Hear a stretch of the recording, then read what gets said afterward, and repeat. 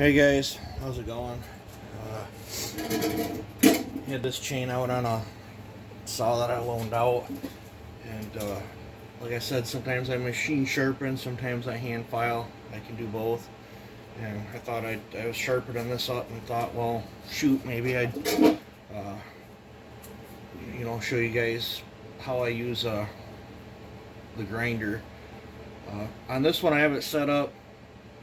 It's about 50, about 45. This gauge is kind of messed up. It's between, I don't know, probably 45, 48, somewhere in there for the pitch of the wheel. And I'm at 25 on this particular chain for the angle. And then I just set the depth, so I'm getting the full gullet. And the reason this chain's getting, this saw sees lots of dirty trees and dirt and stuff. If it was a steel chain, and I'd probably be closer to a 30, but I like a little, for work chains, I like a 25, especially if they're a softer brand chain. This is not the new type of Oregon that you get. This is the older ones. The teeth are actually pretty soft on it. This chain's probably 10 years old or so. I got a bunch of new old stock on a deal that were 20 inches, so I've been using them up. But typically I find 25 degrees works really well on dirty wood. Doesn't matter the species. This thing's kind of jalopied together. I'd seen some damage. I picked it up dirt cheap. I have a brand new one floating around here too, but this one's still working. But I'll turn them on, and then I typically hold back pressure. Some people cinch them in. I just tighten everything up enough where it feels decent enough to me.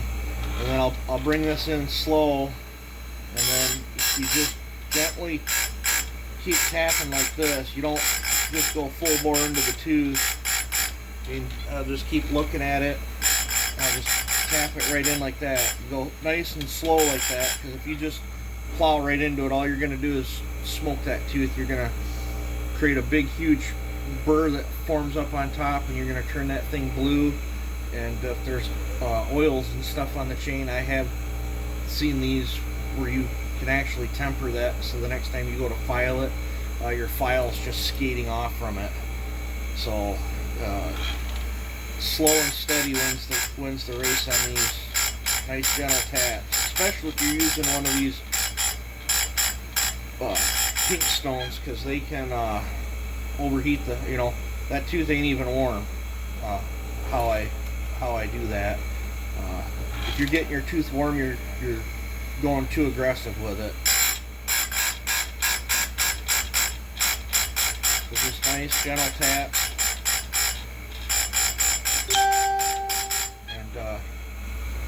Every now and then you can, feel them. Now, is this setup going to do as sharp as I can do by hand? No. I can do a way sharper hand filing job than I can on a machine like this. However, though, a real wicked hand filing and work duty use and dirt and stuff, you'll get a superior chip and really fast cut speeds for a very short time. With this type of grind I'm doing on this, I'll get a good chip for a longer period of time, and that's more important to me for firewood, and so I'm not having to stop and take time out to dink with chains, because typically when I go out firewooding, I'll bring a file just in case, but I'll either bring extra chains, or most of the time I have so many saws that need to be ran. Like when I go out and do firewood, typically I'll take 6 saws with me, and if I when dick a chain out there, I'll just set that saw down and go over, grab another one. Same thing as if one runs out of gas, I'll just grab another one, let that other one cool down while I'm running a different one. And that's how I cycle my saws. And then the next time I go out and cut firewood, I grab a different bunch of saws. And that's just, I don't know, that's just how I've always done it. There's nothing wrong if you have 2 or 3 saws. Some people, I know they rock a big saw and a little saw, and they've done that for years. That's fine too. But I just telling you guys how I do things.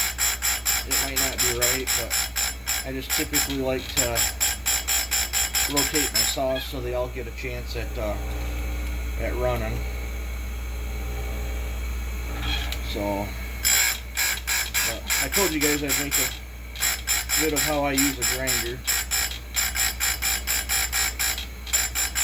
And when you flip from one side, I've already done the other side, but when you flip from one side to the other, you gotta replay with all your adjustments again and get it dialed in. So typically, even after I hand file a few chains for a while, I like to bring them on this, and then I'll typically set this up and I'll find the smallest tooth, and I'll get them all evened back up. I'll set it for that small tooth, and then I'll bring them all back, so then I can reset all the rakers and, you know, be back on it.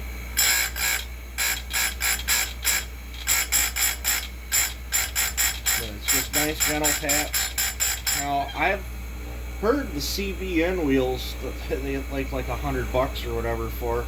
I heard that them you can get a little bit more aggressive with. I've never used one. I ordered one off eBay. It came in. It ain't for this machine, that's for sure. I don't even know what type. I do not know. I believe I'm all the way through this chain already. But now I'll go grab that other wheel and show you.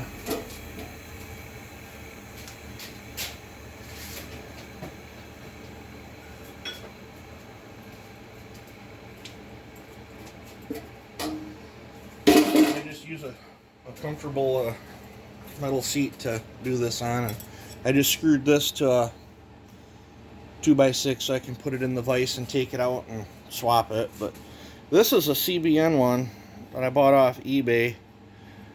It feels smooth on the back side, and it's got a drop in here. It said it was for chainsaw chains, but it ain't for any chainsaw chains grinder that I got. So I don't know, maybe you guys would know what grinder this fits, because it don't fit any of mine. But I took a gamble on it, and definitely didn't do that. That one didn't turn out good for me. So typical eBay. It's easier just to let it sit around here than it would be to try to send it back.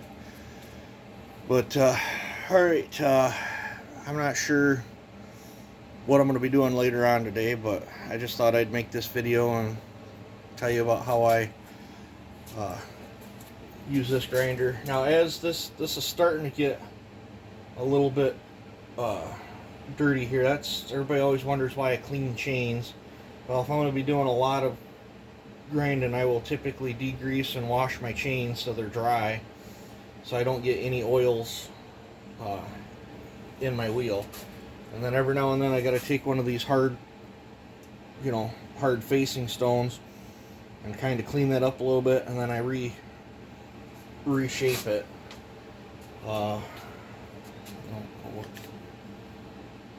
This one says 3. This one says 11/16, 7/8, and 3/16.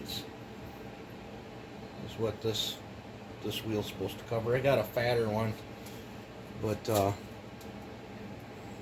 it'll blast on the back sides of the rakers hard if I try to use it.